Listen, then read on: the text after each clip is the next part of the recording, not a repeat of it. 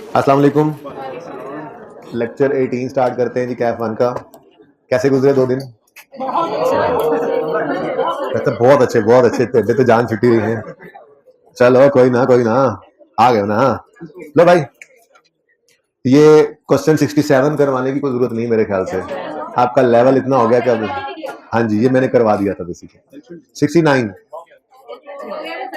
कर लेते हैं इसको जरा जल्दी से। केएल यूजेज रिवैल्यूएशन 5 मिनट लगेंगे, लेकिन एक बार जरा तसल्ली हो जाएगी। ठीक है, कितने बच्चे होमवर्क नहीं करके आए आज? आज भी है माशाल्लाह 2-4। क्यों बेटा? कर लेना था यार, अगली बार करना शुरू करोगे, दोबारा पढ़ोगे अकाउंटिंग। एक बार पढ़ ये सर हम रोज काम रोज करें, पास हो गए तो कौन जिम्मेदार? KL uses revaluation model for subsequent measurement of its property, plant, equipment. 5 buildings were acquired in same vicinity on Jakam January 10 at a cost of 200. Useful life of building on date of acquisition was 20 years. बातें बंद कर दें आप। यकम जनवरी 10 को ये buildings खरीदी थी, यकम जनवरी 16 को रिवैल्यू हुई। तो यकम जनवरी 10 से 31 दिसंबर 10 तक, फिर 11 तक, फिर 12 तक, फिर 13 तक, फिर 14 तक, फिर 15 तक की वर्किंग करेंगे डिटेल से। हमें कोई जरूरत नहीं है, दरमियान में रिवैल्यूएशन नहीं है।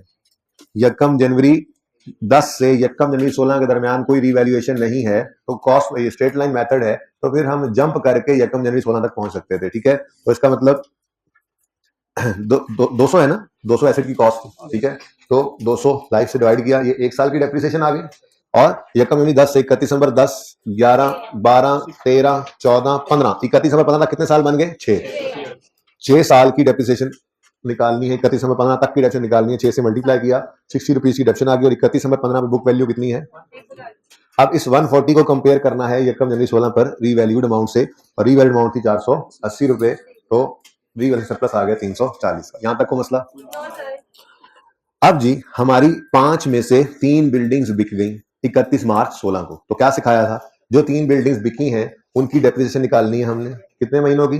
3 महीनों की। और जो 3 बिल्डिंग्स बिकी हैं इनकी 31 मार्च 16 की बुक वैल्यू निकाल के वो भी यहां से निकाल के फेंक देनी है वर्किंग से हमने। और जो बाकी बिल्डिंग्स बच गई हैं उन बिल्डिंग्स की 12 महीने की डेप्रिसिएशन भी हमने यहाँ पे कैलकुलेट करके लिखनी है। ठीक है, तो जो पहली 2 फिगर्स हैं, डेप्रिसिएशन डिस्पोज होने वाली बिल्डिंग्स की और बुक वैल्यू डिस्पोज होने वाली बिल्डिंग्स की, इसके लिए मैंने आपको कहा था हम एक वर्किंग कर लिया करेंगे डायरेक्ट करने की बजाय। ये ज्यादा फायदामंद चीज है। ठीक है, मुश्किल सवालों में भी काम आएगी। वो मुश्किल सवाल जो नेक्स्ट टेस्ट में अब आएगा। ठीक है, टेस्ट कैसा हुआ? टेस्ट कैसा हुआ? अच्छा हुआ, अच्छा हुआ, बहुत अच्छा हुआ। कितने बच्चों को लगता है कि हम पास हो जाएंगे? इतनी आप लोगों को हुस्ने ज़न नहीं रखते, लग जाते हैं, बस इतनों को लगता है पास हो जाएंगे। चले, कितनों को लगता है कि हम फेल हो जाएंगे? पक्का कंफर्म? चले सुने, बातें नहीं करें प्लीज। ओके, अब इन 3 बिल्डिंग्स की डेप्रिसिएशन हमने निकालनी है और बुक वैल्यू निकालनी है। तो मैंने आपको कहा था जो डिस्पोज होने वाली बिल्डिंग्स हैं उनकी लेटेस्ट रीवैल्यूएशन की डेट से अलग वर्किंग बना लो, डेट ऑफ सेल तक। ठीक है, तो इन बिल्डिंग्स को हम अलग ले आते हैं। तो यकम जनवरी 16 पे हमने रीवैल्यूड अमाउंट लेनी है, ऐसा ही है। अब रीवैल्यूड अमाउंट सारी बिल्डिंग्स की कितनी है? 460। सवाल की खामोशी केस में यही अज्यूम करेंगे ना। अगर सवाल ने कहा कुछ नहीं है तो सेम विसिनिटी, वैसे मैंने कहा था हम यही अज्यूम कर लेंगे। या ये सेम विसिनिटी नाम भी लिखा होता तो हम यही अज्यूम करते, क्योंकि सवाल खामोश है कि अगर 5 बिल्डिंग्स हैं और ये 200 इकट्ठी कॉस्ट है तो फिर एक बिल्डिंग की 200/5। अगर 5 बिल्डिंग्स हैं जिन सबकी रीवैल्यूड अमाउंट 480 है तो एक बिल्डिंग की निकालनी हो तो 480/5, यही अज्यूम करेंगे ना। ठीक है, तो 480 सारी बिल्डिंग्स की रीवैल्यूड अमाउंट है। ये 480 सारी बिल्डिंग्स की रीवैल्यूड अमाउंट है। हमें चाहिए अपनी डिस्पोज होने वाली 3 बिल्डिंग्स की रीवैल्यूड अमाउंट। तो 480 को डिवाइड कर देंगे 5, ये 5 की रीवैल्यूड अमाउंट है। हमें कितनों की चाहिए? 3 की। कितनी बनती है? 88। ऐसे ही ये जो 340 रुपए का सरप्लस आया है यकम जनवरी 16 पर, ये सरप्लस 5 बिल्डिंग का है इकट्ठा। ठीक है, हमें कितनी बिल्डिंग का चाहिए? अब कितना सरप्लस है? 340। ये सारे का सारा 5 बिल्डिंग्स का है, हमें इसमें से 3 का चाहिए, तो 204 रुपए का रिवैल्यूएशन। ये हमने अलग कर लिया अपने डिस्पोज होने वाली बिल्डिंग्स का रिवैल्यूएशन सरप्लस भी और उनकी रिवैल्यूड अमाउंट भी। ठीक हो गया? क्यों अलग किया? क्योंकि इनको हमने पूरा साल डेप्रिशिएट नहीं करना था, वरना तो बचपन से ये सीखा था 480 सारे के सारे को डिवाइड कर दो जी रिमेनिंग लाइफ से। पर अब तो नहीं कर सकते थे ना, यहाँ पे कुछ को 3 महीने पे रोकना था, कुछ को पूरे 12 महीने। अच्छा, अब 31 दिसंबर 2016 पर हमने इसकी डेप्रिसिएशन करनी है ना। 31 मार्च 16 पर रोकनी है जी डेप्रिसिएशन। डेप्रिसिएशन के लिए 288 को हमने डेप्रिशिएट करना है रिमेनिंग लाइफ पे, और रिमेनिंग लाइफ हम किस दिन निकाला करते हैं जी, यहाँ खड़े होकर, यकम जनवरी 16, और थोड़ी देर पहले 31 तक निकाली तो है। टोटल लाइफ कितनी गुजर गई, कितनी कितनी लाइफ गुजर चुकी है टोटल, 6 गुजर चुकी है, 5 नहीं। अगर ऐसी कंफ्यूजन हो तो गिन लिया करो। यकम जनवरी 10 पे एसेट खरीदा, 31 दिसंबर 10, 11, 12, 13, 14, 15 तक 6 साल बनते हैं। ये 6 साल 31 दिसंबर 15 या यकम जनवरी 16 तक, एक ही बात है ना, एक ही दिन इंटरचेंजेबल यूज होता है। तो 6 साल गुजर चुके, ओरिजिनल लाइफ सवाल ने बताई थी 20 है, 6 गुजर गए तो रिमेनिंग कितनी है, डिवाइड बाय 14 किया, लेकिन ये पूरे साल की डेप्रिसिएशन बनेगी। हमें कितने महीनों की चाहिए, 3 महीनों की, तो इंटू 3/12। ठीक है जी। इसी तरह से नशर करो सरप्लस के साथ 204 बटा, अब इस पर सोचने की जरूरत ही नहीं, एक बार सोच लिया हमने, इंटू 3/12 जी, बोले 5 और 4। ठीक है जी। बुक वैल्यूज 283 और 200, ये वो बुक वैल्यूज हैं जो हमने माइनस कर देनी है पिछली वर्किंग। ठीक है, यानी हमें जो फिगर्स चाहिए थी, एक चीज डेप्रिसिएशन और दूसरी बुक वैल्यू, और डेप्रिसिएशन और साथ ही उस इंक्रीमेंटल की फिगर आ गई, और फिर बुक वैल्यू, एसिड की ऊपर बचा हुआ सरप्लस भी, ये चारों फिगर्स हमें चाहिए थी, ये अवेलेबल हो गई। इनको जाके हम उसको मेन वर्किंग में लिख लेते हैं। ठीक है, 283, सॉरी यहाँ पे 5 और 4 आएगा, और फिर 283 और 200 आ जाएगा। ऐसे किया था घर पे।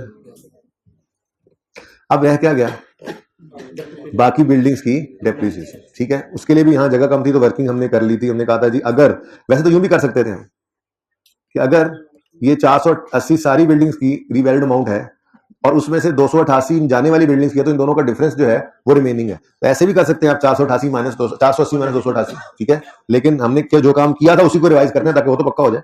तो अगर 480 5 बिल्डिंग्स की रीवैल्यूड अमाउंट है, तो बच कितनी गई है, 5 में से 3 तो बिक गई, बाकी कितनी है, 2। तो फिर 2 बिल्डिंग्स की रीवैल्यूड अमाउंट कितनी बनेगी, 192। इसको रिमेनिंग लाइफ ऑलरेडी निकाल चुके हैं ये ऊपर 14 साल। ठीक है, तो डिवाइड बाय 14, पता लगा कहां से आया 14, कल वाले से, जब परसों सवाल कराया था तो 7 लिखा था, आपने कहा था कहां से आया, समझ आ रही है ना। अच्छा, अब कितने से मल्टीप्लाई करें इसको, फ्रैक्शन लगेगा नहीं, पूरे 12 महीने की डेप्रिसिएशन चाहिए जी, 14। साथ ही अगला काम आपको पता है, 200 नहीं 340 सारी बिल्डिंग्स की का रिवैल्यूएशन सरप्लस है, डिवाइड बाय 5 करें, इंटू 2 करें, 136। ये 2 रिमेनिंग बिल्डिंग्स का सरप्लस है, इसको डिवाइड करें 14 से, आंसर इज 10। तो ये 2 फिगर्स भी हमें चाहिए थी, रिमेनिंग बिल्डिंग्स की डेप्रिसिएशन और उनका ट्रांसफर, जो इंक्रीमेंट की ट्रांसफर है रिटेन अर्निंग्स में, तो 14 और 10। बुक वैल्यू बता दें, वर्किंग पूरी करें, फिर एंट्रीज की तरफ जाते हैं। 178 और डन जी।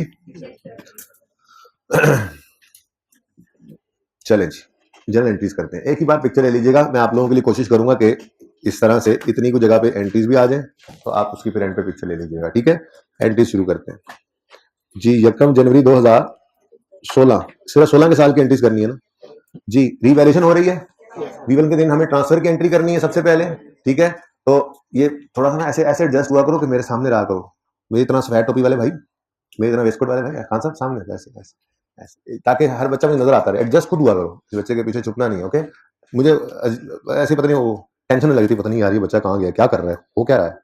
अच्छा जी, यकम जनवरी 16 जी, ट्रांसफर की एंट्री करनी है हमने। ठीक है, तो रीवैल्यूएशन के दिन मैंने कहा था खड़े होंगे और ये देख लेंगे ये एसेट कभी रीवैल्यू तो नहीं हुआ, नहीं हुआ। अगर नहीं हुआ, यकम जनवरी 16 पे खड़े होकर देखा ये एसेट इससे पहले कभी भी रिवैल्यू नहीं हुआ, तो फिर इस एक्यूमुलेशन अकाउंट के अंदर यकम जनवरी 10 से यकम जनवरी 16 के दरमियान की डेप्रिसिएशन पड़ी होगी, जो कि ऑलरेडी हम निकाल चुके हैं 60। ठीक है, तो 60 की ट्रांसफर की एंट्री करो, एक्यूमुलेटेड डेप्रिसिएशन डेबिट और बिल्डिंग्स क्रेडिट 60 से। ठीक है जी, और साथ ही अब देखो सरप्लस है लॉस है, सरप्लस है, ऐसे 340 से बढ़ा है, तो सरप्लस की एंट्री कर दो इसी दिन, buildings debit, revaluation, surplus credit. कितने से जी, 340 से। ठीक है जी, उसके बाद अब जो 3 बिल्डिंग्स बिकने जा रही हैं, पहले उनको डेप्रिशिएट कर लें। 31 मार्च तक 3 महीने उनको डेप्रिशिएट करना है। डेप्रिसिएशन की एंट्री है depreciation expense debit, accumulation credit, 5 रुपए से बोला था शायद आपने, और साथ ही ट्रांसफर की entry revaluation surplus debit retained earnings credit 4 से। ठीक हो गया जी। अब इन एसेट्स को, इस एसेट को बेच देते हैं, इसको नहीं इनको बेच देते हैं। ठीक है, 31 मार्च 2016 पर अगर हमने ये एसेट बेचने हैं तो पहले डिस्पोजल की, बेचने की एंट्री लिखते हैं, डिस्पोजल डेबिट, कैश डेबिट और बिल्डिंग्स क्रेडिट। और मैंने आपको ये कहा था कि आप जब डिस्पोजल की एंट्री करने लगना ना तो वर्किंग टू की तरफ आ जाना। क्यों? क्योंकि आपको बिल्डिंग्स, बिकने वाली बिल्डिंग्स की रीवैल्यूड अमाउंट चाहिए लेटेस्ट, और बिकने वाली बिल्डिंग्स की अक्यूमुलेशन चाहिए इस दिन की, और ये दोनों फिगर्स आपको अवेलेबल हो जाती हैं। जैसे ये देखो, बिकने वाली बिल्डिंग की रीवैल्यूड अमाउंट कितनी है? 288। हाँ, एक स्टेप जो वैसे तो नजर आ रहा है कि अक्यूमुलेशन कितनी है, 5 ही है, लेकिन आपको एक चीज सिखाई थी कि कर लिया करना अक्यूमुलेशन की कैलकुलेशन। यहां तो मसला नहीं है, यहां तो आपको नजर आ रहा है कि आपके एसेट्स की, इन एसेट्स इन बिल्डिंग्स की डेप्शन जो है 5 रुपए ही है, डेट ऑफ लेटेस्ट रिवैल्यूएशन से लेकर डेट ऑफ सेल तक की। लेकिन ये कैलकुलेट करने की आदत इसलिए डलवा दी कि जरूरी नहीं है कि टेस्ट वाले सवाल में भी यकम जनवरी 16 को एसेट रीवैल्यू होकर यकम मार्च, यकम मई 16, यकम अप्रैल 16, यकम सितंबर 16 तक बिक जाए। यानी 16 वाले साल में रीवैल्यू होता है, अभी तक जितने सवाल देखे हैं, और उसी साल में बिक जाता है। अगर ये 16 में रीवैल्यू होकर 17 या 18 में जाके बिके तो होगा ना मसला। तो इसलिए एक आदत डलवा दी आपको। हाँ, पर्चे के अंदर अगर ये सिचुएशन आए तो मत करना ये एक्स्ट्रा वर्किंग। मैं तो इसलिए सिखा रहा हूं कि अगर आपको जरूरत पड़ जाए कभी तो आगे जाके एसेट बिके तो करने की ये वर्किंग तो पता तो होगी कैसे करनी है। ठीक है, तो ये दो फिगर्स जरा मुझे नजर भी आ जाती हैं ऐसे करके, मैं ये रेड कलर से दोनों को सर्कल लगा देता हूँ। ये दो फिगर्स है हमारी एक्यूमुलेशन की, ये डिस्पोजल की एंट्री के लिए रिक्वायर्ड। ठीक है, जाने वाली बिल्डिंग्स की लेटेस्ट रीवैल्यूड अमाउंट, जाने वाली बिल्डिंग्स की एक्यूमुलेटेड डेप्रिसिएशन। ठीक हो गया जी। तो फरमाएं जी, एक्यूमुलेशन की 288 रीवैल्यूड अमाउंट है और 5 रुपीज इसकी एक्यूमुलेटेड डेप्रिसिएशन है, और 30 ईच की है, 3 बिकी है तो 90 रुपए कैश आया, 193 का लॉस आ गया। अब अगली बात आपको पता है, इस इन जाने वाली बिल्डिंग से रिलेटेड जितना सरप्लस पड़ा है उसको अब यहां पड़ा नहीं रहने देना। वैसे कितना पड़ा है ये वर्किंग आपको बता रही है, ये वर्किंग टू बता रही है कि कितना पड़ा जी, 200। देखो ना, ये 283 की एंट्री हमने पास की है, ये 283 की एंट्री नेट ओपन। ठीक है ना। अब ये 200 की एंट्री भी पास करनी है हमने, तो ये एंट्री क्या है जी, revaluation surplus debit retained earnings credit, कितने से? 200 से। ठीक हो गया जी। फिर क्या रह गया भाई, अब बाकी रिमेनिंग बिल्डिंग्स की डेप्रिसिएशन रह गई है जी, बस। तो 31 दिसंबर 2016 पर बोले जी, depreciation expense debit accumulated depreciation credit 14 से, और रीवैल्यूएशन 31 दिसंबर 16 पर रीवैल्यूएशन सरप्लस डेबिट और रिटेन्ड अर्निंग्स क्रेडिट 10। ये इस वजह से मैंने वर्किंग यहाँ पे आज कर ली है क्योंकि कल मैंने इसी सवाल का नोट आपको आज होमवर्क में देके, कल बनवाना है ना जब, तो फिर ये वर्किंग मुझे चाहिए होगी। आपको आज होमवर्क में देके, कल जब मैंने बनवाना है ना, आपको आज होमवर्क में इसका नोट बनाने के लिए देके कल फिर मैं जब क्लास में बनवाना है ना तो ये जरा वर्किंग बनी होगी। समझ आ रही है ना। आज होमवर्क के अंदर आप खूब परेशान हो गए, आज मैं वापस अल्हम्दुलिल्लाह नॉर्मल रूटीन में आ जाऊंगा। नोट बनाना सिखाऊंगा कॉस्ट मॉडल से, जाते जाते 5 मिनट में रीवैल्यूएशन की डिस्कशन करूंगा, 4 सवाल होमवर्क में दूंगा जिस चारों के अंदर आपने रीवैल्यूएशन का नोट बनाना होगा, रीवैल्यूएशन वाले सवाल का नोट बनाना होगा इंशाल्लाह। वो चारों सवाल का नोट मैं कल इंशाल्लाह क्लास में खुद बनवाऊंगा। शक्लें मत देखो एक दूसरे की, ठीक है। तो तैयार है ना इंशाल्लाह जी। ले लें पिक्चर, इससे किसी ने लेनी।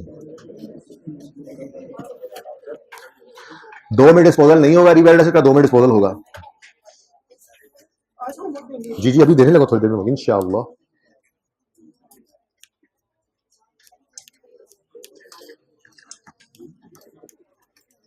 कितने बच्चों का ये सवाल बिल्कुल सही था? कितनों के ये सवाल में गलती थी? गलती थी, हाथ खड़ा करें, खड़ा रखें। क्या गलती थी? एंड वाले भाई क्या गलती थी? सबसे ऊंचे हाथ वाले भाई। चलो मुझे सुनाई, डेप्रिसिएशन की गलती थी गालिब क्या? अच्छा अच्छा, ये भाई जिनको मैंने कहा सामने को बैठे, आप अभी अभी आए हैं कहीं, पहला दिन है आपका, हैं तो चुप क्यों रहे हो यार? जो है सो है, क्लास के बाद मिलो ना जरा मुझे, तो मैं सेट करता हूँ। ये पहला दिन बनता था वैसे, मैं भी कहूँ चुप क्यों रहे बार बार, मैंने सामने की फिर दूसरे के पीछे चुप रहे, ऐसा थोड़ा छुपा जाता है क्लास में। मिलो जरा क्लास के बाद आगे मुझे। हद होगी, आज हमारा 18वां लेक्चर है, आपका पहला दिन है आज। हम तकरीबन अपने पर्चे के 20-25% मार्क्स को पकड़ चुके हैं, तकरीबन, मतलब हाथ डाल दिया उस नोट को आज। अगले 2-3 दिन में इंशाल्लाह हो जाएगा। चलें जी आगे आप। अच्छा जी, लेजर से स्टेटमेंट फॉर्म में जाना, बल्कि नहीं, हमने सीखा था स्टेटमेंट से लेजर फॉर्म में जाना, कुछ याद है? वो कैपिटल अकाउंट मैंने, बल्कि याद क्या, हाँ ले ये देखो सामने भी, वो पिछली क्लास में याद आ गया मुझे, मैंने बात की थी भाई। मैंने आपको ये कहा था कि स्टेटमेंट से लेजर फॉर्म जाया जा सकता है।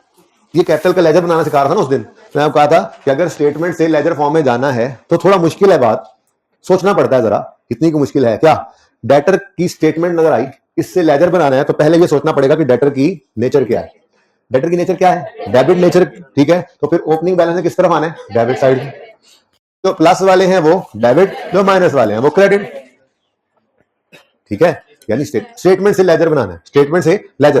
कैपिटल की स्टेटमेंट है, स्टेटमेंट फॉर्म में इंफॉर्मेशन है, इसको लेजर में कन्वर्ट करना है तो पहले सोचना पड़ेगा कैपिटल की नेचर क्या है। क्रेडिट नेचर है तो फिर ओपनिंग बैलेंस क्रेडिट साइड पर, जो प्लस होने वाले वो क्रेडिट और जो माइनस होने वाले वो डेबिट, ठीक है ना। यानी स्टेटमेंट से लेजर पे आते हुए फिर सोचना पड़ता है कि लेजर की नेचर कौन सी है। लेकिन अगर मैं कहूं कि लेजर से स्टेटमेंट फॉर्म में जाना है तो ये तो उससे भी आसान काम। क्यों? ये जी लेजर डेटर का स्टेटमेंट बना दो, आपने हेडिंग लिखी डेटर, ब्रॉड डाउन क्या है? ओपनिंग, जो इस ओपनिंग के नीचे नजर आ रहे हैं वो प्लस, जो ऑपरेट में है वो माइनस, ये तो और आसान है। कैपिटल का लेजर बना हुआ है, किसी ने कहा आपको स्टेटमेंट बना दो, आपने कहा मसला ही कोई नहीं। ओपनिंग बैलेंस, ये जो ऐड नीचे ओपनिंग के नीचे पड़े होंगे ये ऐड हो रहे हैं, उसमें लेजर में ये साइड ऐड होती थी ना, ठीक है। और जो दूसरी साइड पे पड़े हैं डेबिट साइड पे, अपोजिट साइड पे, वो क्या हो रहे हैं? माइनस, ठीक है। तो दोनों तरह से हम चल सकते हैं, स्टेटमेंट गिवन हो तो लेजर बना सकते हैं, लेजर गिवन हो तो स्टेटमेंट बना सकते हैं, कोई मसला नहीं है, ठीक है ना। बल्कि आसान है लेजर से स्टेटमेंट बनाना, ठीक है। ये बात वैसे ही जरा मैंने कर दी, असल तो मैं आपको आज सिखाने लगा हूं note of property plant and equipment. अच्छा सुने, अब जो अभी कोई नोट ना करे, मेरा ये मशवरा है कि सिर्फ तसल्ली से, आराम से, सुकून से देखें। मैं एक पूरा सवाल नोट बना लूंगा, उसके बाद फिर आपको मैं 3 से 4 मिनट दूंगा, आप उधर देखे बगैर सवाल की तरफ देख के दोबारा बना लेंगे। फिर एक और सवाल है, उसके अंदर पहले आप नोट बना लेंगे, फिर मैं सॉल्व कर दूंगा, ठीक है ना। सही है, इसलिए फिलहाल सिर्फ देखें, बातों को सुने। हेडिंग बना ले, हेडिंग बना ले, हेडिंग लिख लें। आज क्या बनाने लगे हम? Note of property plant and equipment. Note of PP ही लिख लो, शॉर्ट लिख लो, note of property plant and equipment. इसको disclosure of property plant equipment भी कहते हैं, लिखा हुआ है आपके हैंड नोट में, दोबारा लिखने की जरूरत नहीं है। इसको उर्फेआम में फिक्स्ड एसेट स्केड्यूल भी कह देते हैं, fixed asset schedule, note of PPE या डिस्क्लोजर ऑफ पीपीई, ठीक है। चले इसको बस छोड़ दो ना, इसको जो कहते हैं लिखा हुआ है नोट ऑफ पीपी। अच्छा नोट होता क्या? ये नोट क्या मतलब? करेंसी नोट में आने लगे यहाँ, 2 नंबर नोट। अच्छा जी, बचपन में इंट्रो में ये तो आप पढ़ के आए होंगे कि फाइनेंशियल स्टेटमेंट्स एक कंप्लीट सेट होता है जिसके 5 कंपोनेंट्स होते हैं। इनकम स्टेटमेंट, बैलेंस शीट, ये इंट्रो इंट्रो में बना के आए। फिर statement of changes in equity और कैश फ्लो स्टेटमेंट यहाँ एफआईआर 1 में बनाना सीखेंगे। और फिर notes to the financial statements. ये नोट्स ऑफ फाइनेंशियल स्टेटमेंट्स में हम कुछ टॉपिक्स के जो हमारे से रेलेवेंट हैं हम एफआईआर में बनाएंगे। जैसे पीपीई का नोट आज बनाना शुरू कर रहे हैं, जैसे इन्वेस्टमेंट प्रॉपर्टी का नोट बनाना सीखेंगे, जैसे अर्निंग पर शेयर का नोट बनाना सीखेंगे ईपीएस के टॉपिक का, जैसे आईएस8 के अंदर हम नोट्स बनाना सीखेंगे। जो हमारे रेलेवेंट टॉपिक्स हैं उनके नोट्स हम यहाँ बनाएंगे। बाकी सही पिक्चर तो आपको जाके क्लियर होगी एफआईआर 2 में, जब दोबारा से आप इनकम स्टेटमेंट बैलेंस शीट भी बना रहे होंगे, नोट्स भी बना रहे होंगे। जो नोट्स यहाँ बनाना सिखाए जाएंगे वो भी फिर कैरी फॉरवर्ड हो जाएंगे आगे, और आगे जाकर आप फुल फ्लैज फाइनेंशियल स्टेटमेंट्स बना रहे होंगे जैसे कंपनी की फाइनेंशियल स्टेटमेंट्स बनती है, ठीक है ना। बहरहाल मैं थोड़ी देर में आपको लॉजिकल फ्लो, लॉजिकल सीक्वेंस बता दूंगा। फिलहाल मैं इसमें इंटरेस्टेड नहीं हूं कि नोट वाली फिगर कहां जानी है, कहां प्रेजेंट होनी है। ये इंशाल्लाह जब पहला नोट बन जाएगा तो मैं आपको बता दूंगा सारी बात, ठीक है। फिलहाल मैं आपको प्रॉपर्टी प्लांट इक्विपमेंट का नोट बनवाने लगा हूं, और जो क्वेश्चन है बेसिकली वो क्वेश्चन नहीं है, सोल्यूशन है, ठीक है। लेजर्स से नोट बना वैसे तो लेजर से बगैर भी बन सकता है जब एक्सपर्ट हो जाते हैं नोट वर्किंग से, पर वो देखेंगे 1-2 दिन बाद। फिलहाल मैं ये कह रहा हूं कि मैं आपको नोट बनवाने लगा हूं। किसी एक सवाल का मैंने सोल्यूशन किताब में से उठाया था, इंट्रो की किताब में से। सिंपल सा एक क्वेश्चन है कॉस्ट मॉडल वाला, जिसके अंदर आपको एक एसेट नजर आ रहा है, उसके कमीशन का अकाउंट नजर आ रहा है। बस इससे हमने नोट बनाना सीखा, ठीक है। तो फिलहाल हम सिर्फ नोट बनाना सीखेंगे। और मजे की बात बताऊं तो नोट कुछ भी नहीं है। जैसे अभी मैंने आपको बताया कि आपने लेजर को स्टेटमेंट फॉर्म में कन्वर्ट करना है, देखा था ना अभी हमने, ठीक है। बस हमने एसेट और एक्यूमुलेटेड डिडक्शन के लेजर को स्टेटमेंट फॉर्म में कन्वर्ट करना है, हमारा नोट बन जाना, ठीक है। तो ये जुमला लिखो अपने पास आके, आपके दिल को तसल्ली मिले। लिखो लिखो सारे बच्चे, मैं हर दफा बच्चों को ये जुमला जरूर लिखवाता हूँ ताकि बच्चों को ये एतमाद मिले, ठीक है। ऐसे ना बनाओ, मेरा मशवरा है फिलहाल सीधा बनाओ। पहला सवाल है, इसको पोर्ट्रे कर लो, ठीक है जी। महबूब आपको तो रजिस्टर की लैंडस्केप है।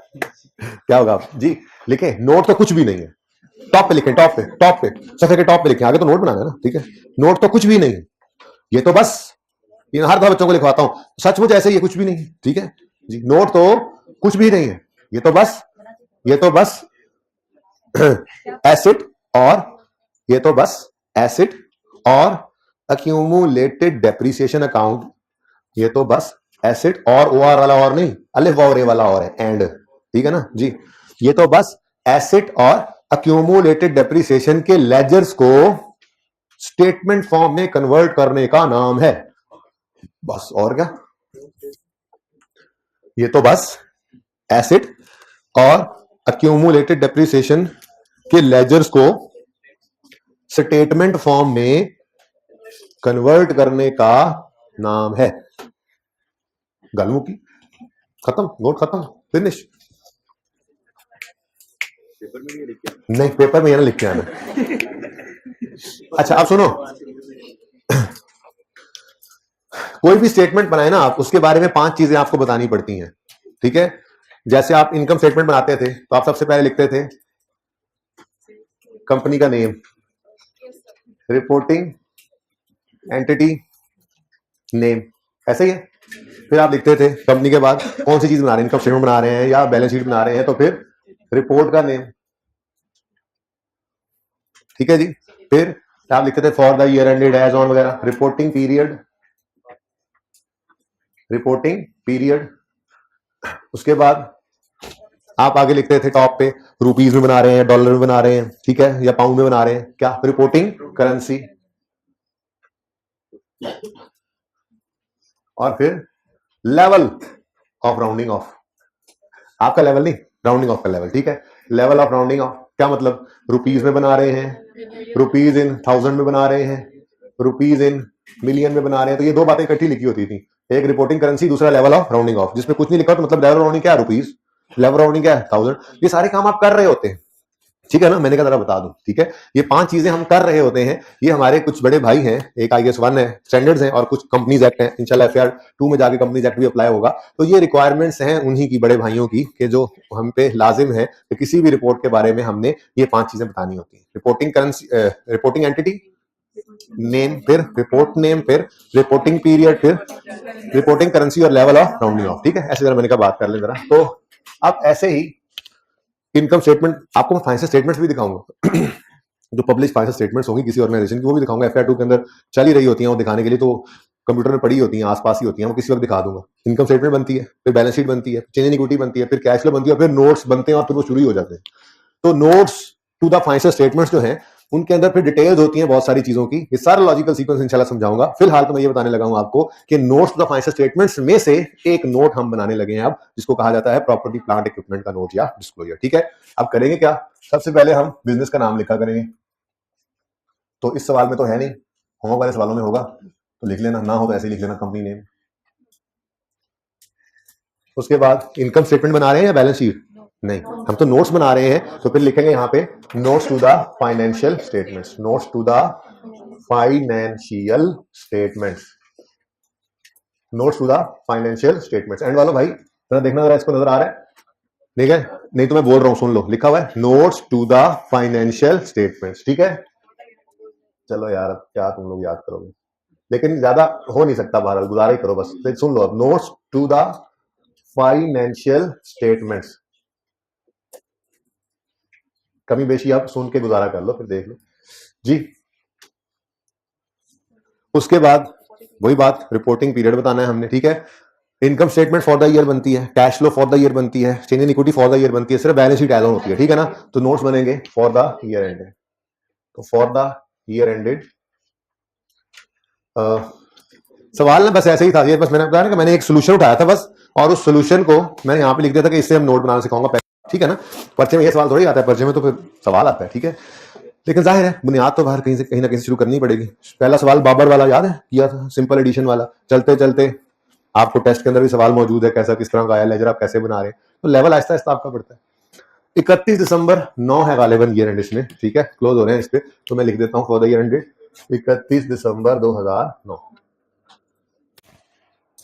अच्छा, अब ये नोट्स शुरू हो गए, इनकम स्टेटमेंट, अगला सपल्टा, balance sheet, change in equity, cash flow, और फिर हेडिंग आई नोट्स की। अब धड़ाधड़ नोट्स बने हुए हैं, बन रहे हैं, उन्हीं में एक नोट पीपीई का भी होगा। कोई अपना मर्जी का नंबर बताओ। 9। पिछली क्लास में भी 9 ही बोले थे बच्चे, पता नहीं क्यों। नहीं जी, आप तो 9 ही लिखना है। Property, plant and equipment. देखो भाई, नोट का नाम लिख रहा हूं मैं, किस चीज का नोट बना रहे हैं जी हम जी प्रॉपर्टी, प्लांट एंड इक्विपमेंट का नोट बना रहे हैं। साथ साथ नोट करने वाले नुकसान उठाएंगे, इसलिए रुक जाए, मुझे कोई जल्दी नहीं है आज। मैंने बस ये छोटे से सवाल का नोट एक बनवाना है, और एक इस जैसा सवाल आगे पड़ा हुआ है उसका नोट आपसे बनवाना है, और कुछ भी नहीं करना, और बस फिर डिस्कशन करके भेज देना, परेशान करके आपको नहीं, मतलब घर में परेशान होंगे, फिर कल वो सवाल करने, ठीक है। और हम अगले 3 से 4 दिन इसके अलावा अगले 3 से 4 दिन सिर्फ नोट ही बना रहे होंगे, धड़ाधड़ नोट बनाएंगे हम, ठीक है। और मुश्किल से मुश्किल सवाल भी हमसे हो जाएंगे, क्योंकि सिर्फ फॉर्मेट को पकड़ने की जरूरत रह गई है, बाकी सब कुछ हम कर चुके हैं। एडिशन सिंपल हमने देखा हुआ है, डिस्पोजल सिंपल हमने देखा हुआ है, एक्सचेंज का हमें पता है, चेंज एस्टीमेट का हमें पता है, ठीक है, कॉस्ट डिटर्मिनेशन हमने पढ़ लिया, रीवैल्यूएशन को हमने देख लिया, स्टार्ट में भी देख लिया, एंड पे भी देख लिया, डिस्पोजल भी देख लिया रीवैल्यूएशन के अंदर। तो भाई अब कुछ बचा नहीं है, सिर्फ नोट को पकड़ना है, उसके फॉर्मेट को पकड़ना है, का नॉलेज आपके पास पूरा है अब, ठीक है ना। अब सिर्फ प्रेजेंटेशन की बात रह गई, ओके। तो ये प्रेजेंटेशन को पकड़ना है, तो इंशाल्लाह आप माहिर खुद को कल की क्लास के एंड तक समझ रहे होंगे नोट के अंदर, लेकिन ऐसा होगा नहीं, फिर परसों आपको मैं बताऊंगा, नहीं आप परसों माहिर बनेंगे इंशाल्लाह जी। चलें आगे। अब मैंने आपको क्या कहा, नोट तो कुछ भी नहीं है, पीपीई के नोट की बात कर रहा हूं कि पीपीई का नोट तो कुछ भी नहीं है, ये तो बस एसेट और अक्यूमुलेशन के लेजर्स को स्टेटमेंट फॉर्म में कन्वर्ट करने का नाम है। अब इसके अलावा कोई तीसरी चीज यहां पे नहीं है इस नोट की मेन बॉडी में, ठीक है। एसेट का अकाउंट और अक्यूमुलेटेड डेप्रिसिएशन का अकाउंट। अगर अक्यूमुलेटेड एक्शन अलग नजर आ रहा हो तो एसेट अकाउंट किस पे बन रहा होता है, कॉस्ट पे, ठीक है ना। तो कॉस्ट पे, अच्छा। और अगर रीवैल्यूएशन मॉडल हो तो एसेट अकाउंट क्या शो किया करता है, रीवैल्यूड अमाउंट। अच्छा, अब इधर देखो, लिखो मत प्लीज, यूं लिख सकते हैं हम, देखो अगर कॉस्ट मॉडल यूज कर रहे हैं तो एसेट अकाउंट क्या शो करेगा, कॉस्ट, और अगर रीवैल्यूएशन मॉडल यूज कर रहे हैं तो रीवैल्यूड अमाउंट, ऐसे ही है ना। लेकिन हम एक जनरल टर्म यूज किया करेंगे जिसके अंदर ये दोनों बातें कवर हो जाएं, ठीक है। क्या मतलब, हम स्टैंडर्ड की कही हुई एक बात, स्टैंडर्ड का कहा हुआ एक लफ्ज इस्तेमाल कर लेंगे जिसके अंदर कॉस्ट भी कवर हो जाती है और रीवैल्यूड अमाउंट भी। स्टैंडर्ड इसके लिए इस्तेमाल करता है लफ्ज ग्रॉस कैरिंग अमाउंट। क्या कहता है जी, ऐसी कैरिंग अमाउंट जिसमें से अभी डेप्रिसिएशन लेस नहीं हुई, क्योंकि जब डेप्रिसिएशन लेस हो तो फिर वो ग्रॉस नहीं रहती, वो नेट हो जाती है, नेट बुक वैल्यू बन जाती है, ठीक है ना। तो ग्रॉस कैरिंग अमाउंट, अगर कोई एसेट कॉस्ट मॉडल पड़ा है तो उसकी ग्रॉस कैरिंग अमाउंट कॉस्ट होगी, और अगर कोई एसेट रीवैल्यूएशन मॉडल पे है तो उसकी gross carrying amount revalued amount होगी, ठीक है। तो ये भी बिल्कुल सही है, कोई यूं लिखना चाहे तो बिल्कुल सही है, लेकिन हम क्लास के अंदर क्या लिखा करेंगे, ग्रॉस कैरिंग अमाउंट, ठीक है जी। ये ग्रॉस कैरिंग अमाउंट जो है ये बेसिकली मेरा एसेट अकाउंट है। क्या है जी, ये एसेट अकाउंट। यहां पर इस एरिया में मैं एसेट अकाउंट को स्टेटमेंट फॉर्म में कन्वर्ट करूंगा, ठीक है। अब इधर देखो, कोई नोट नहीं कर रहा, मुझे पता है सब बच्चों को मौका मिलेगा नोट करने का, नोट नहीं करने का, बल्कि ये सवाल इंशाल्लाह खुद कर रहे होंगे आप, इधर देखे बगैर पॉइंट भी आप देखेंगे, हाँ बिल्कुल हमने भी सही बना लिया, इतना आसान काम है। इधर देखो, प्लांट एंड मशीनरी का अकाउंट है, बोलो, ओपनिंग, एडिशंस, डिस्पोजल, क्लोजिंग, ठीक है। अब ये स्टेटमेंट फॉर्म में यहां पे लिखना है मैंने, तो यहां पे लिखा ओपनिंग बैलेंस, पहले ओपनिंग बैलेंस लिख लो, ओपनिंग बैलेंस, फिर एडिशंस, फिर डिस्पोजल्स और क्लोजिंग बैलेंस। अच्छा देखो, पहला दिन समझकर मैं लिख देता हूं, वैसे लिखा नहीं करेंगे। ओपनिंग बैलेंस एसेट का अगर हो तो एडिशन उसमें क्या होना है, ऐड, और डिस्पोजल्स लेस, लेकिन जब लिखा नहीं करेंगे, क्यों, जो एडिशन होगा वो पॉजिटिव नजर आया करेगा, डिस्पोजल होगा फिर ब्रैकेट लगा देंगे, वो नेगेटिव हो जाएगा, कोई जरूरत नहीं है हमें प्लस माइनस का साइन लगाकर भी टाइम जाया करने की, ठीक है, ओके। अच्छा, उसके बाद अगला लेजर कौन सा स्टेटमेंट फॉर्म में कन्वर्ट करना है, एक्यूमुलेटेड डेप्रिसिएशन का। देखो ये उसका सेक्शन बना लेते हैं, एक्यूमुलेटेड डेप्रिसिएशन। देखो एक्यूमुलेशन का अकाउंट ओपनिंग बैलेंस आता है इसमें, फिर depreciation expense for the year आता है, फिर डिस्पोज होने वाले एसेट की डेप्रिसिएशन निकल जाती है और क्लोजिंग आ जाता है, ठीक है। तो यही चार चीजें हैं यहां पर भी, ये चार नॉर्मल चीजें हैं एक्यूमुलेशन अकाउंट की। चार नॉर्मल चीजें कौन सी होती हैं, opening, depreciation expense for the year, disposal की डेप्रिसिएशन डेबिट वाली साइड पे, और क्लोजिंग। ये चार नॉर्मल चीजें हैं, वही लिख रहे हैं हम यहाँ पे, ठीक है। तो अभी कॉस्ट मॉडल यूज हो रहा है, रिवाइज मॉडल इंशाल्लाह क्लास के एंड पे आखिरी 10 मिनट में समझाऊंगा सिर्फ, ठीक है? ओके, सवाल वो आप करेंगे खुद घर पे, फिर मैं कल। ओके, ओपनिंग बैलेंस, फिर जी depreciation expense for the year, सिर्फ डेप्रीसिएशन लिख लोगे पर्चे में काम चलेगा, जाहिर सी बात है। पास होने का तरीका ही बताऊंगा यहाँ पे, फेल होने वाले ऐसा करने से फेल हो जाओगे, वो काम थोड़ी सिखाऊंगा, ठीक है? तो डेप्रीसिएशन एक्सपेंस लिख लो, फॉर द ईयर पूरी बात लिखनी है लिख लो, वरना सिर्फ डेप्रीसिएशन लिखना भी काफी है। ओके, उसके बाद डिस्पोजल की डेप्रीसिएशन जो माइनस होती है, और फिर इनका net closing balance. Depreciation opening में ऐड होती है और डिस्पोजल की डेप्रीसिएशन यहां से लेस होती है, ठीक है? पूरा एक्सपेंस लिखना अगर लिखना हो तो जी। ये दोनों लेजर्स स्टेटमेंट फॉर्म में कन्वर्ट हो गए, आगे बाद में मुकम्मल करना है अभी इसको, ठीक है? हर कोई अपने हमसाये को देख ले, कोई सो तो नहीं रहा, ठीक है? अहम बात चल रही है। अच्छा जी, आप सुने किस किस क्लास ऑफ एसेट का हमने ये कॉलम बनाना है किस वक्त? प्लांट एंड मशीनरी का।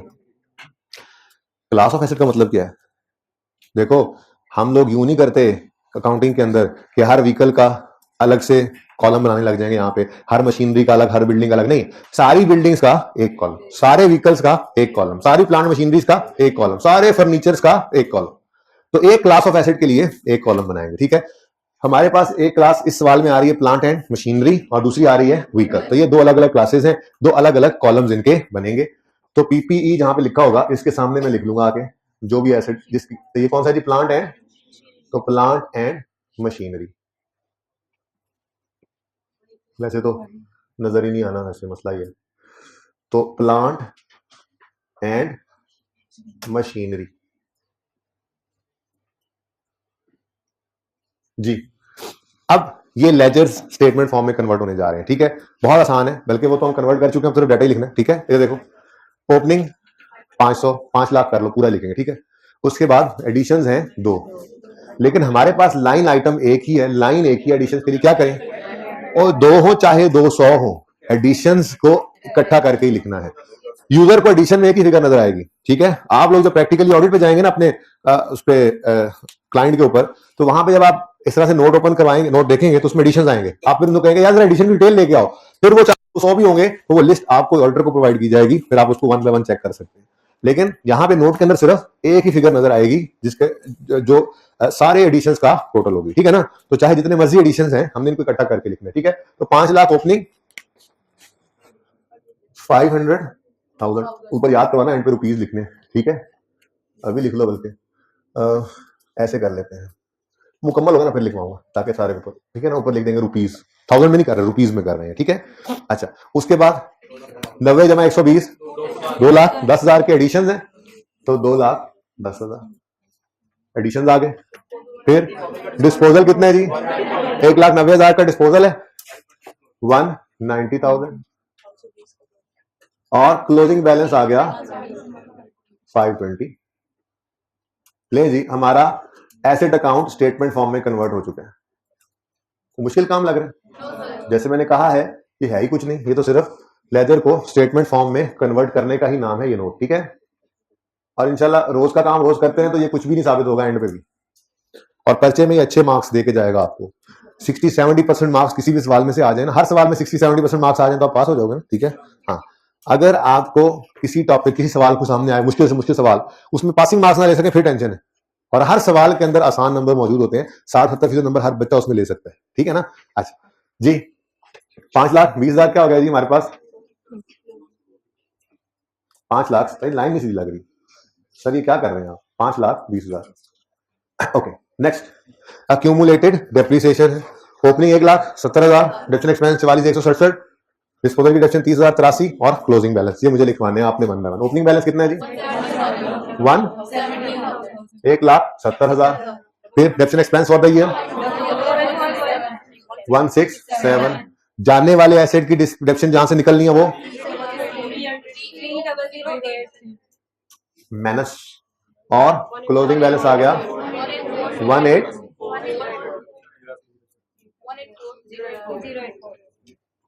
प्लीज बड़े ध्यान से देखें पहले इस, ये बेसिकली क्या है? ये एसेट अकाउंट है हमारा, ये, और इसका क्लोजिंग आ गया। ये क्या है जी? अक्यूमुलेटेड डेप्रिसिएशन का अकाउंट है, और ये इसका क्लोजिंग आ गया, ठीक है? अब मैं चाह रहा हूं बुक वैल्यू मुझे मिले। क्या चीज? Book value. तो बुक वैल्यू कैसे निकलती है? Cost minus accumulated depreciation. Cost given है क्लोजिंग, बुक वैल्यू गिवन है क्लोजिंग। इस कॉस्ट में से इस बुक वैल्यू को इधर देखो, ये एंड पे, ये मैं बार बार कह रहा हूं, ये माइनस का साइन आपने बिल्कुल एंड पे लगाना है, वरना कंफ्यूज ना हो जाओ कहीं।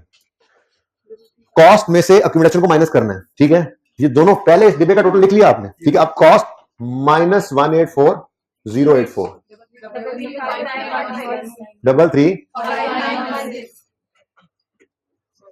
335916 जो है ये आपकी आ गई बुक वैल्यू। ये क्या आ गया जी? Book value. इधर ही लिखिए, नोट अभी नहीं करना, ठीक है। Book value cost minus accumulated depreciation, ठीक है। पहले मैंने कहा कि ये साइन आपने नहीं लगाना, कॉस्ट में से क्या माइनस करना होता है? एक्यूमुलेशन माइनस करो, ये साइन बाद में लगाओ और आंसर लिख दो बुक वैल्यू, ठीक है। Next vehicle. व्हीकल है, बोलो व्हीकल का कॉलम बना लो। व्हीकल जितने क्लासेस होंगी उतने कॉलम्स बनते चले जाएंगे और एंड पे एक टोटल कर लेंगे। और जो साथ नोट कर रहे थे उनको ये नहीं पता टोटल भी करना है, ठीक है। इसलिए मैंने कहा ना करिए नोट जी। ग्रॉस कैरिंग अमाउंट यानी कॉस्ट या रीवैल्यूड अमाउंट जी। Gross carrying amount opening 9 lakh, addition नहीं है, नोट नहीं बनेगा, जीरो कर देना, ठीक है। तो 9 लाख ओपनिंग, 40,000 क्लोजिंग, 40,000 डिस्पोजल, तो 900,000। फिर एडिशन कितना है? एडिशन जीरो लिख लें, डैश डाल लें, कोई मसला नहीं जी। 40,000 डिस्पोजल है और 860,000 ये क्लोजिंग कॉस्ट आ गई। ये हमारे एसेट के अकाउंट का टोटल हो गया, ठीक है जी। एक्यूमुलेशन के लेजर को ओपन कर लेते हैं, कोई मसला तो नहीं लग रहा इसको, बहुत सिंपल काम है जी। Opening 11,000, opening 3 lakh, depreciation expense 87,667, disposal 11,000 और क्लोजिंग जी। ओपनिंग 300,000, फिर 667, 11,000, 37। ले जी बच्चों, ये हमारे पास अक्यूमुलेटेड डेप्रिसिएशन के लेजर का टोटल आ गया। अब अगर बुक वैल्यू निकालनी है तो क्या करोगे भाई? बुक वैल्यू वाले इधर देखो, कॉस्ट माइनस अक्यूमुलेटेड डेप्रिसिएशन। तो अच्छा जी, इसको टेट्रा 3 भी कहते हैं। अच्छा जी, अब ये दोनों अलग अलग डिटेल भी आ गई सामने, दोनों की मूवमेंट है पूरी हमारे सामने। यूजर देख के बता सकता है स्टार्ट ऑफ द ईयर इतने एसेट्स पड़े थे, इतने व्हीकल्स पड़े थे, कोई नहीं खरीदा, इतने बिक गए, इतनी कॉस्ट वाले, फिर इतनी डेप्शन एक्सपेंस फॉर द ईयर है, इतनी डिस्पोजल की डेप्शन निकल गई और क्लोजिंग ये है, और बुक वैल्यू हमारे व्हीकल्स की इतनी, ठीक है। अब एक टोटल का कॉलम ऐड करते हैं जी, फरमा दें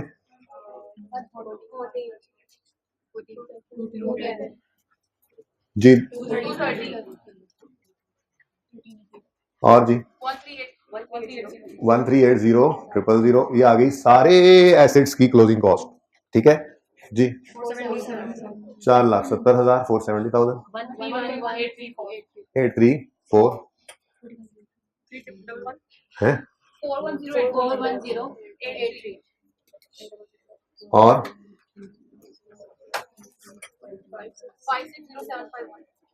560, एक मिनट, 560,751, और ये हमारे पास अक्यूमुलेटेड डेप्रिसिएशन के डिब्बे का टोटल आ गया। अब मुझे बुक वैल्यू चाहिए तो मैं कॉस्ट में से अक्यूमुलेटेड डेप्शन को माइनस कर देता हूँ, 249 सारे एसेट्स की बुक वैल्यू, ठीक है जी। अब ये देखो,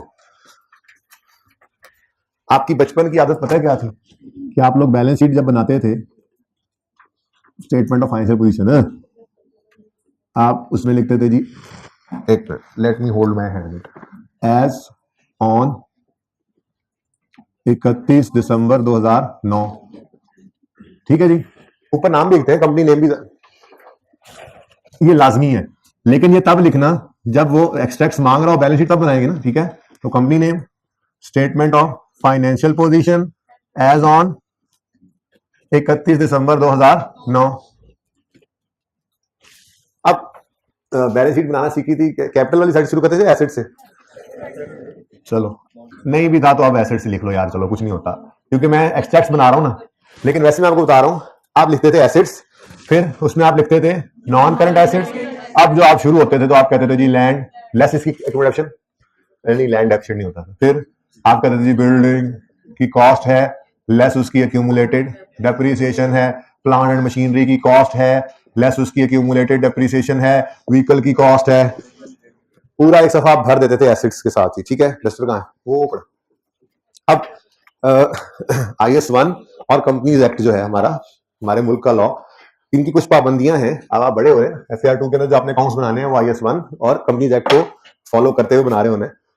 तो अब हमें इतनी तफसीलात फेस ऑफ बैलेंस शीट पे शो करने की इजाजत नहीं है, बल्कि हमसे ये रिक्वायर किया जाता है कि आप एक लाइन आइटम IS-16 के प्रॉपर्टी प्लांट इक्विपमेंट का भी रख सकते हैं। तो हम यहां पर लिख लें फिर प्रॉपर्टी प्लांट एंड इक्विपमेंट, और उसके बाद हम कहते हैं जी नोट नंबर 9, और फिर यहां पे लिखा होता है 819249।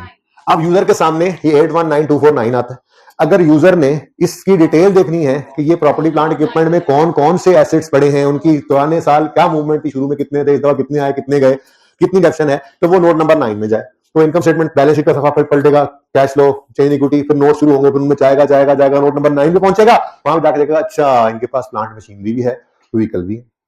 Plant machinery start of the year पे इतने थे, इतने खरीदे, इतने गए, क्लोजिंग ये।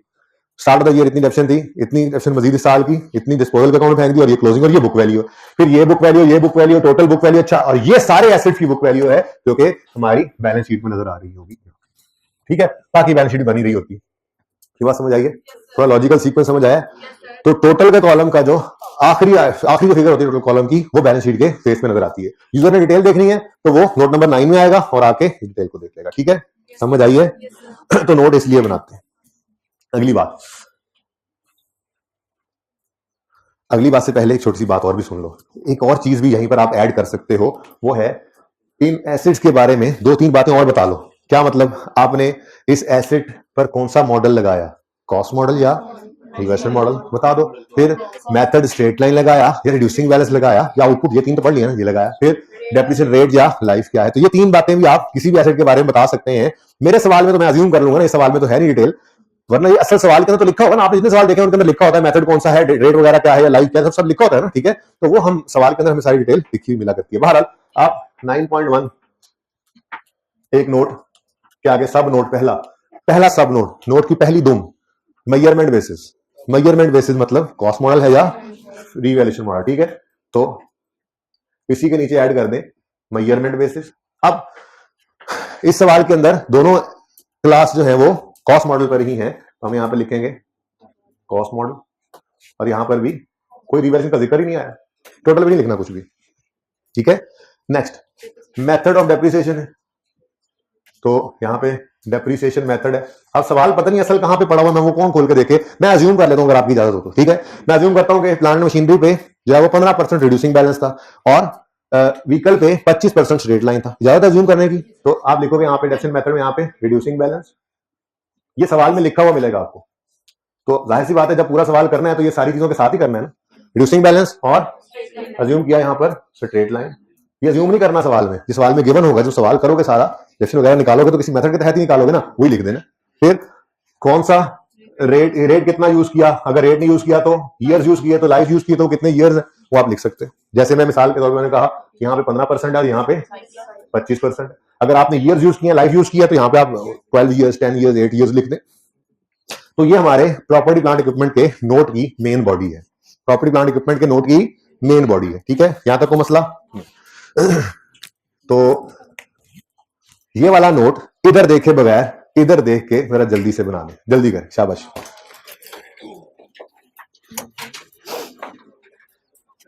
तीन मिनट बेटा, डब्बे सुने, हमें इधर ले आए भाई साहब, कह रहे हैं डब्बे बनाएंगे, कोई जरूरत नहीं आपको, तो यहां पर भी डब्बे बनाने की जरूरत नहीं है। मैंने इसलिए बनाया अगर आपको दूर से नजर आ जाए, आपके पास तो लाइनें लगी होती हैं, क्लियरली नजर आता है, तो कोई डब्बा बनाने की जरूरत नहीं है। बना दे तो मर्जी है, ना बनाए तो भी मर्जी है, लेकिन टाइम ज्यादा होगा, ना बनाइएगा जी।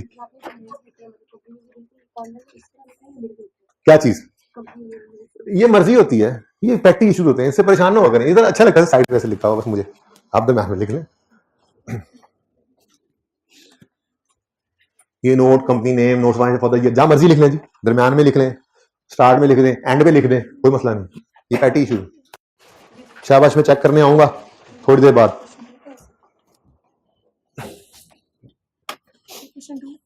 1 2, उधर नहीं देखना और इधर से सवाल देखें या हैंडआउट से देखें और जल्दी करें, शाबाश जल्दी करें।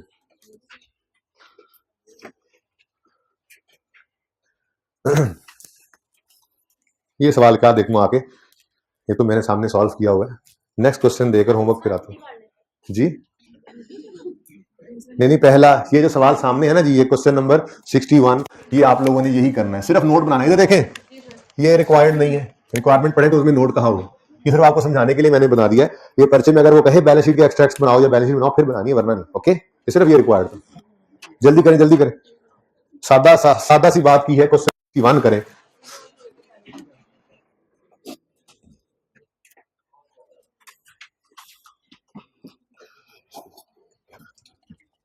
बड़ा फिर फाइनल जीते हैं हमें। सर आप बातों में लगाना चाहते हैं, हम नहीं लगेंगे, हम तो सवाल करके छोड़ेंगे। पानी पिला दे यार मुझे भाई।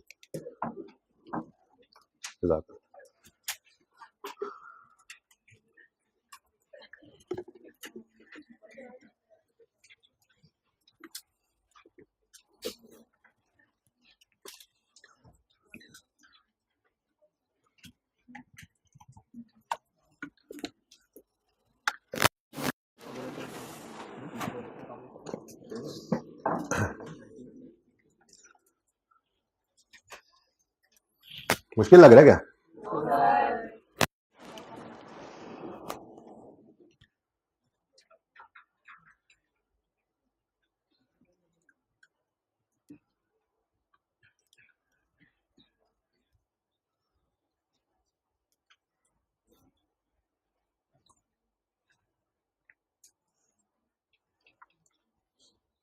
नहीं, अगर 1000 में करना था तो फिर राउंड करने की दिलेरी भी रखो। फिर 1000 करने का फायदा, पॉइंट के बाद 3 डेसिमल यूज कर रहे हो तो इतने दिलेर तो बनो कि राउंड कर लो उसको। रुपीज में मैंने सवाल किया आपके सामने। Oh, an important thing was missing in the question. Number कट जाएंगे, इधर देखें, ऐसे लिख लिया करें, ये रुपीज में है, और अगर 1000 में तो रुपीज इन 1000, मिलियन हो तो रुपीज इन मिलियन, ठीक है ना? ऐसे करके एक ही बार आप लिख दिया करें और लाइन लगा के, ताकि ये ऊपर एक ही बार, हर एक के ऊपर क्या अलग अलग लिखना।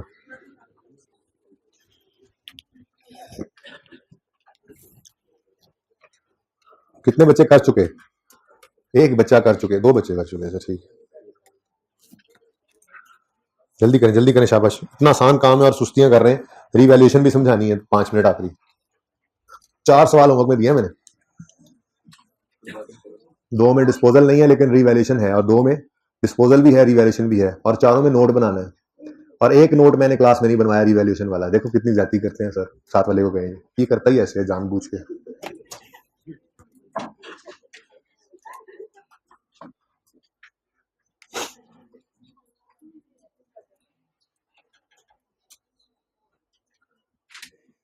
पान छेती कर लो। डिस्पोजल है, डिस्पोजल। ये क्या कर रहे हो तुम? 860 के साथ माइनस कैसे लगाया तुमने? क्या कर क्या रहे हो? क्लोजिंग के साथ माइनस करते हैं, एसिड की क्लोजिंग के साथ माइनस लिखते हैं।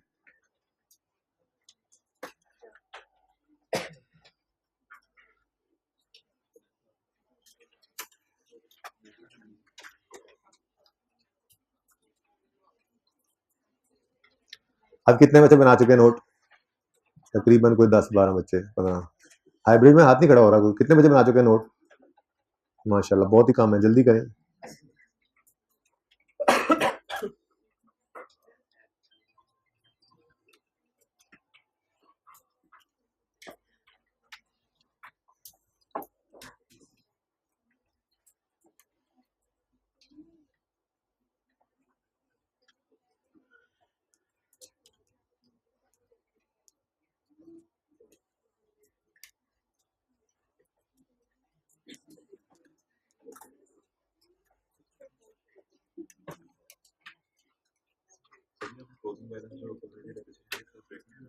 क्योंकि उसको कॉस्ट में से माइनस किया है बुक वैल्यू निकालने के लिए।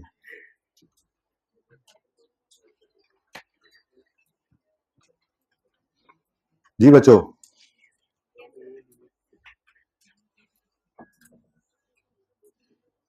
कोई हाल नहीं है, कोई हाल नहीं। ओवर राइटिंग के नंबर कटते हैं जी, कटिंग के नंबर नहीं कटते, ओवर राइटिंग के नंबर कटते हैं। 8 को 6 मत बनाया करें, 8 को काट के 6 लिख लिया करें।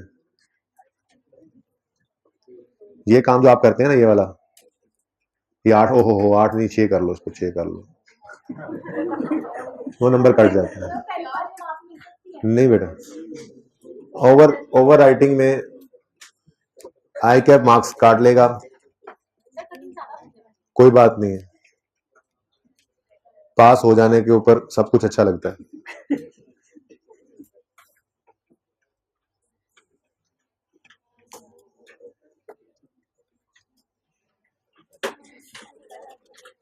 अच्छा जी, कितने बच्चे अभी भी रहते हैं? लेफ्ट हैंड खड़ा कर दें राइट से जो लिख रहे हैं, राइट हैंड खड़ा कर दें लेफ्ट से जो लिख रहे हैं। ओके, ऑलमोस्ट कर चुके सब बच्चे। चलें जी, अब ये नेक्स्ट क्वेश्चन का नोट बनाना है। अब इसमें आपने सिर्फ 3 मिनट लगाने हैं, जल्दी करें, जल्दी करें। अब मैं आ रहा हूं देखने, हाइब्रिड से शुरू करूंगा देखना ये बच्चों के कमालात को, लेकिन उससे पहले मैं थोड़ा सा होमवर्क की तैयारी कर लूं। ये होमवर्क का क्वेश्चन नंबर 3 है, ये होमवर्क का क्वेश्चन नंबर 4 है। अब देखो 1 और 2 पता नहीं कहाँ होंगे।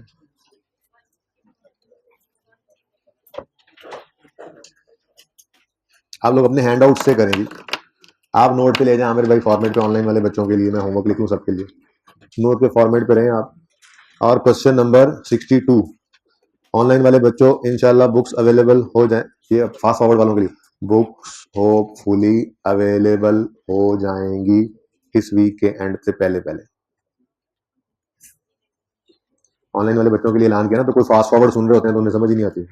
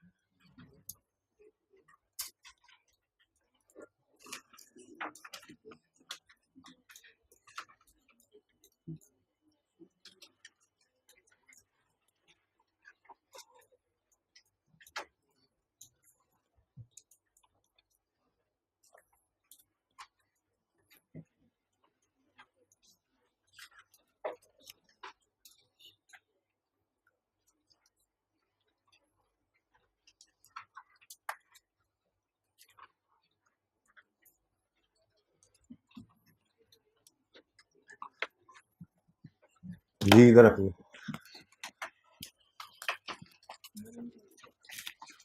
जल्दी कर लें जी।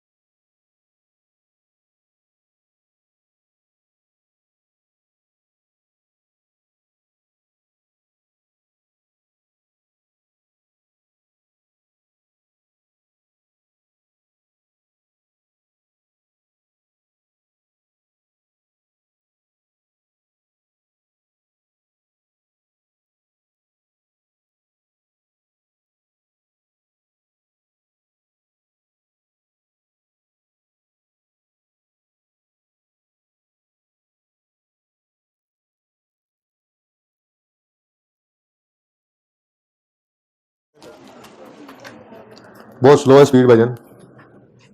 शाबाश, हिम्मत करें, हिम्मत। पहलवान क्या गंद मारा हुआ है तूने, जल्दी में क्या ना, असर भी कोई नहीं होना, मैं मुक्का मारे। ये कोई लाल पीला नीला क्या हो रहा है? ये एक ब्लैक बॉल पॉइंट यूज किया करो।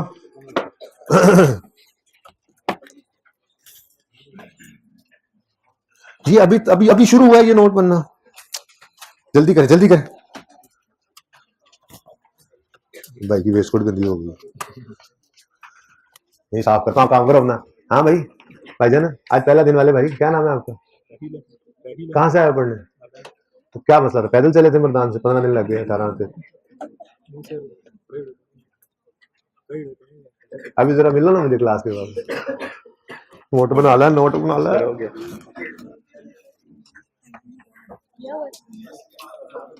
बन गया? वो क्या है अगले सफे पे?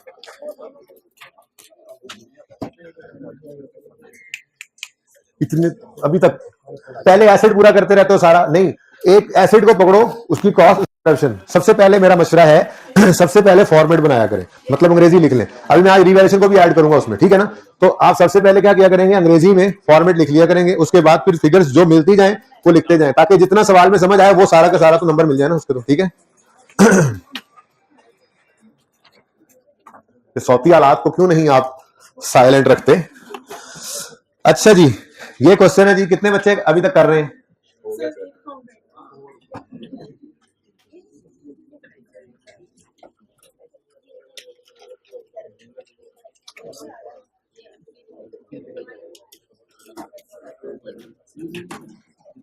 ले जी,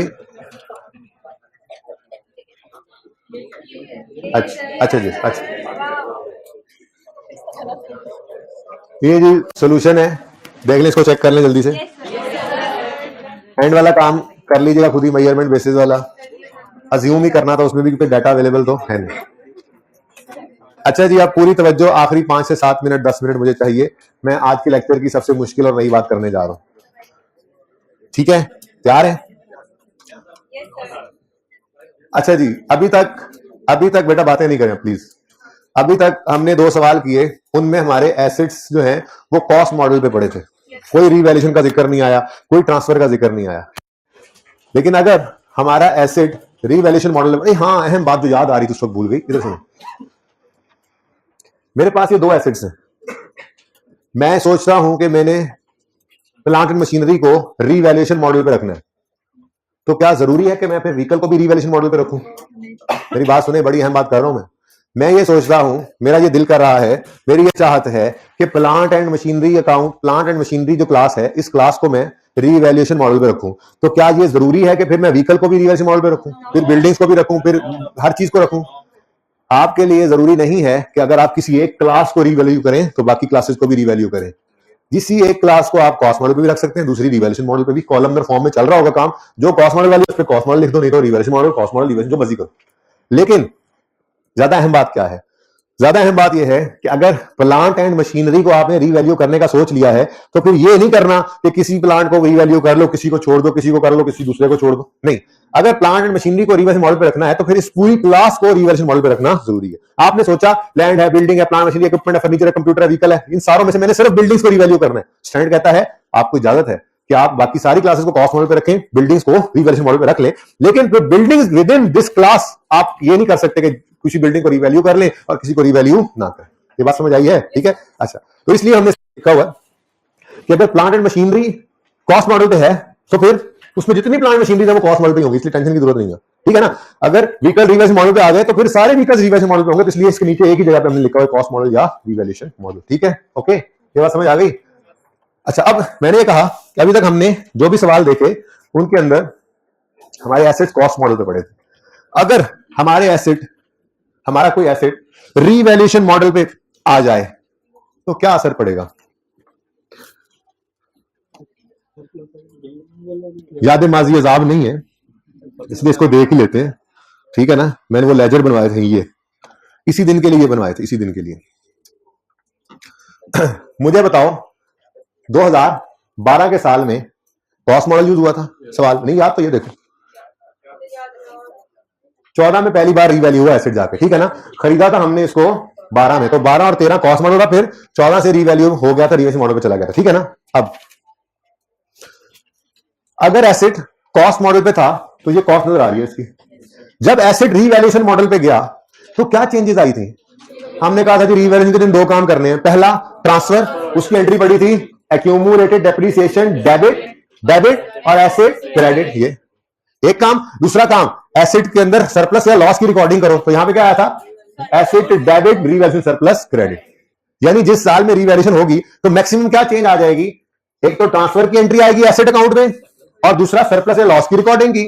और समझ रहे हो ये चेंज, ये दो चीजें किसमें ऐड हुई हैं? एसेट के अकाउंट के अंदर कौन कौन सी दो चीजें ऐड हुई? एक सरप्लस भी हो सकता था, लॉस भी इस साल में सरप्लस है, और दूसरा एक्यूमुलेटेड डेप्रिसिएशन जो ट्रांसफर होकर आई।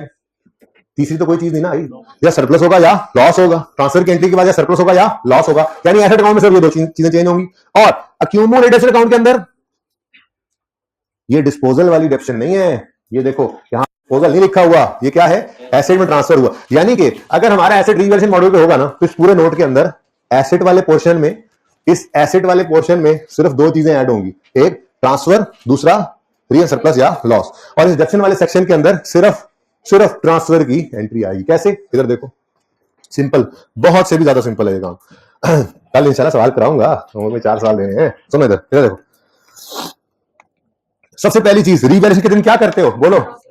ट्रांसफर में क्या एंट्री करते हो? Accumulated depreciation debit asset credit. Accumulation की नेचर क्या है? क्रेडिट नेचर की चीज को अगर डेबिट करेंगे तो कम करना है उसको। दरवाजा मत खोलें यार, इनको कहें प्लीज दरवाजा लॉक कर दें, बल्कि जी लॉक कर दें जी। एक्यूमुलेटेड डेप्शन की नेचर क्या है? सबसे अहम बात चल रही हो, दरवाजा खुल जाए फिर है। एक्यूमुलेशन की नेचर क्या है? क्रेडिट। इसमें से हमने जब ट्रांसफर किया एंट्री को, तो एक्यूमुलेशन डेबिट, एसेट क्रेडिट हुआ, तो एक्यूमुलेशन डेबिट हो रही है। क्रेडिट नेचर की चीज अगर डेबिट हो तो इसका मतलब यहां पे ट्रांसफर आएगा, ठीक है, और ट्रांसफर वाली फिगर यहां से क्या हो जाएगी? माइनस। ठीक हो गया। अब डबल एंट्री पूरी कराओ, एक्यूमुलेटेड डेप्रिसिएशन डेबिट और एसेट क्रेडिट। एसेट की नेचर तो क्रेडिट करने का मतलब माइनस। ठीक हो गया। तो ये हमारी ट्रांसफर की एंट्री पड़ी। इधर देखें, ओहो येलो ही करते हैं जी। ये एंट्री बोले एंट्री बोले दोबारा। एक्यूमुलेटेड डेप्रिसिएशन डेबिट एसेट, हजारों दफा ये एंट्री, तो सैकड़ों दफा ये एंट्री तो कर ही ली होगी अब, ठीक है, 100 को दफा तक करीब पे पहुंच गए होंगे, ठीक है। तो ट्रांसफर की एंट्री जो है, ठीक है, वो क्या है? Accumulated डेप्शन debit asset credit. ठीक हो गया। यही मैं अभी आपको दिखा कर आया था। एक तो ये ट्रांसफर की एंट्री आनी है एक्यूमुलेशन वाली साइड पे भी और एसेट वाली साइड पे। दूसरी चीज, पहला काम क्या करते थे? रीवैल्यूएशन के दिन एसेट को पहले डेप्शन को ट्रांसफर करते थे एसेट अकाउंट में, फिर सरप्लस या लॉस की रिकॉर्डिंग करते थे, ठीक है। अब सरप्लस है या लॉस है? अगर सरप्लस है तो प्लस कर दोगे, और अगर लॉस होगा तो प्लस भी हो सकता है, माइनस भी हो सकता है। जिंदगी आसान रखेंगे, सिर्फ लिखा करेंगे रीवैल्यूएशन, ठीक है। एडजस्टमेंट भी लिखने की हम जहमत नहीं करेंगे, रीवैल्यूएशन लिखेंगे। अगर प्लस साइन, अगर प्लस के साथ फिगर होगी तो वो सरप्लस है, नहीं तो लॉस है, ठीक है। तो ये मैक्सिमम चेंज हमारे नोट के अंदर आना है ना, और इसमें भी प्लस माइनस इंशाल्लाह हम कल से लिखना छोड़ देंगे, ठीक है, ठीक है। तो अगर हमारा एसेट रीवैल्यूएशन मॉडल पे है तो मैक्सिमम क्या होगा? एक ट्रांसफर की एंट्री आएगी, डेबिट एसेट क्रेडिट। दूसरा सरप्लस होता है तो एसेट डेबिट होता था, लॉस होता था एसेट क्रेडिट होता था। प्रॉफिट एंड लॉस में क्या जाना है? भाई चुप कर जाओ। रीड एंड अर्निंग में क्या जाना है? ट्रांसफर क्या होना है? रीवन सरप्लस क्या चीज है? हमें इस नोट के अंदर इससे कोई सरोकार नहीं है। क्यों? क्योंकि मैंने पहला जुमला क्या लिखवाया था क्लास के स्टार्ट में कि ये पीपीई का नोट जो है ये एसेट और एक्यूमुलेशन के लेजर्स की स्टेटमेंट फॉर्म है। बस तीसरी कोई चीज फिलहाल आपने नहीं सोचनी। ओके, अच्छा सुने, होमवर्क के अंदर 4 अदद सवाल हैं, 4 अदद।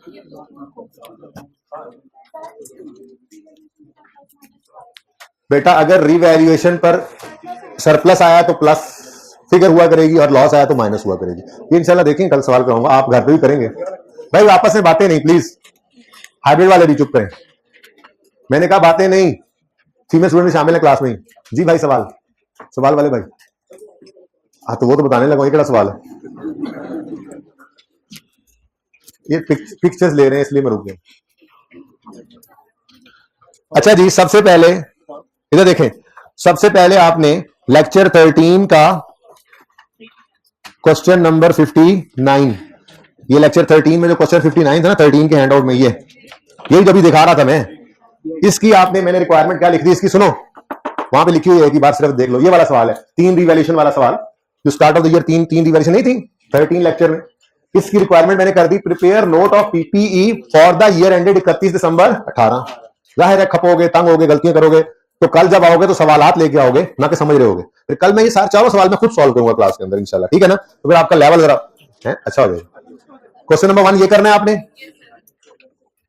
क्वेश्चन नंबर 2 3 ही रिवैल्यूएशन वाला अगले दिन ईयर एंड वाला सवाल किया था, ठीक है। ये ऐसे नहीं मैंने यहां पे सॉल्व किया, कहा था आपको कि चलेंगे हमारे साथ, ठीक है। इनमें मैंने रिक्वायरमेंट क्या कर दी, prepare note of PPE for the year 31 दिसंबर 17। वहां पे एक ही जगह लिखा हुआ है, मैंने सिर्फ सवाल दिखा रहा हूं। ये एसके लिमिटेड वाला सवाल है, ये लेक्चर 14 के हैंडआउट में पड़ा हुआ है, ठीक हो गया। और उसके बाद ये यूएल और केएल वाला सवाल है, ये क्वेश्चन इधर इस हैंडआउट में पड़े हैं। यूएल वाला सवाल कल किया था, इसके अंदर प्रिपेयर नोट ऑफ पीपीई है फॉर द ईयर 31 दिसंबर 18 है। इन्होंने लिखा हुआ था लॉन्ग विद कंपैरेटिव, मैंने वो काट दिया है, 17 का नहीं सिर्फ 18 का बना के लाए फिलहाल, ठीक है। सिर्फ 31 दिसंबर 18 का नोट हो गया यूएल वाले सवाल में, ठीक है। और केएल वाले सवाल के अंदर तो वैसे ही उन्होंने 1 साल का ही नोट मांगा था, prepare note of PPE for the year 31 दिसंबर 16। परेशान हो, दुख में आए, खपे, जो भी हो, लेकिन होमवर्क ये अब ये देख लें प्लीज। आपका तरतीब यही रखनी है, प्लीज, ठीक है। क्वेश्चन 59 लेक्चर 13 वाला सबसे पहले करना है, उसका 31 में 18 का नोट बनाना है। क्वेश्चन 64 लेक्चर हैंडआउट 14 वाला दूसरे नंबर पे करना है, उसका नोट बनाना है 31 नंबर 17 का। क्वेश्चन नंबर 3 यूएल वाला करना है, उसमें कंपैरेटिव ईयर नहीं बनाना, सिर्फ 18 का बनाना है। और ये केएल वाला सवाल आपने 4th नंबर में। क्वेश्चन 59 हैंडआउट में नहीं है, चले वो फिर टीए से ले लीजिएगा ना, ठीक है, ताकि आप ये बच्चे यहाँ पे जो नोट कर रहे हैं वो कर लें, ठीक है जी। जिंदगी रहे, ओ भाई बैठ जाओ, बेशर्मो बैठ जाओ, ठीक है जी। आज के लिए इतना ही, जिंदगी रहे तो कल होगी मुलाकात। अल्लाह हाफिज।